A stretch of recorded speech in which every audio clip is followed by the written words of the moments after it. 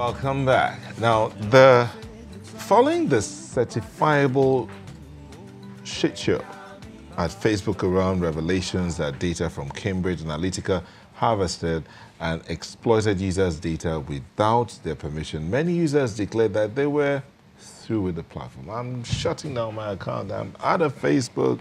The hashtag delete Facebook spread rapidly on Twitter and another social network that uses advertising and all of that, with people from all the sides, talking.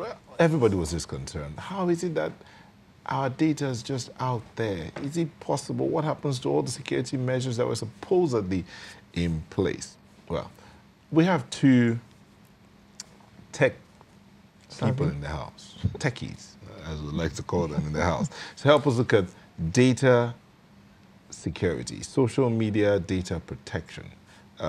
Victor Ekwalo is an author, TechPoint. Thank you for joining us. Thank you very much. And Taiwo Oyewale, director of Zone Tech Park. Welcome. Thank you. Okay, so Taiwo, let's start with you.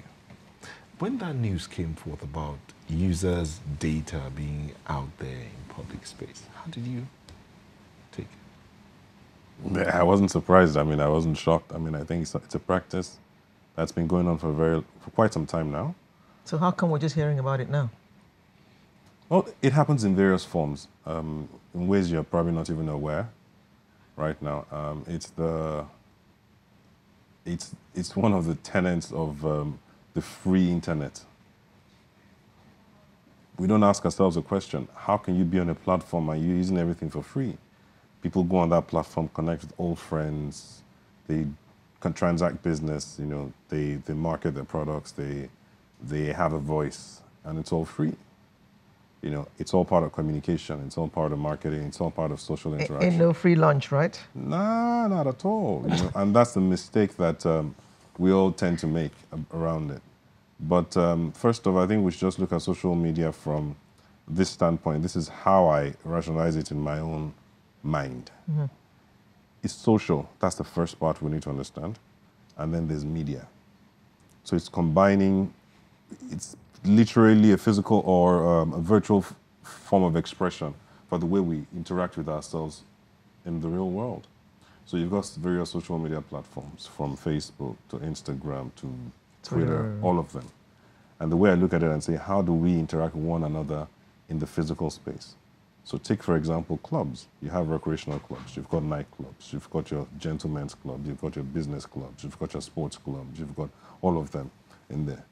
To be a member of a recreational club, like a country club or a Kobe, you pay to go in there.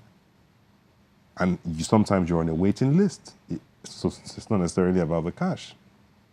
So here's this platform now, they're telling you for free. And then you can reach everybody globally. Hey, so there's got to be a catch somewhere. Somebody's paying for it. And the people that are paying for it dictate how it's going to be used eventually. So you put in your data in there, it's free, yet you don't own it. You don't. So they have access to it. Yes, so the minute you put it in there, it's theirs.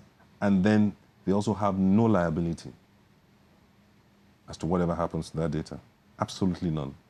So that means they haven't promised you anything? No. And you haven't asked for anything? You can't, because it's free. Ask? You can't ask for anything. So that's the simple, and if you look at it, so I put Facebook in like a bucket, like your typical recreational clubs where you have family memberships, you can have your junior memberships and senior memberships. And if you look at the nature of Facebook, the teenagers, people between the ages of 12 or 13 and 18, a lot of them are not on Facebook. Why? Because their parents are getting on there. So they go to other platforms for expression. In that sense. If you go to all the clubs as well, too, you won't find a lot of teenagers there. You find the people in primary, but from secondary, university, you won't find a lot of them in those areas and those clubs, because their parents are watching them, and they don't want them to watch them. So things like Snapchat would appeal to them because they want to do stuff that they don't want anybody to remember. It disappears after a night. Same thing with some advanced nightclubs for things like strip clubs and so on and so forth. So it's typical of people who have those kinds of association. Instagram, you go to a party, you want to show how your dress looks, how all of that does in that sense.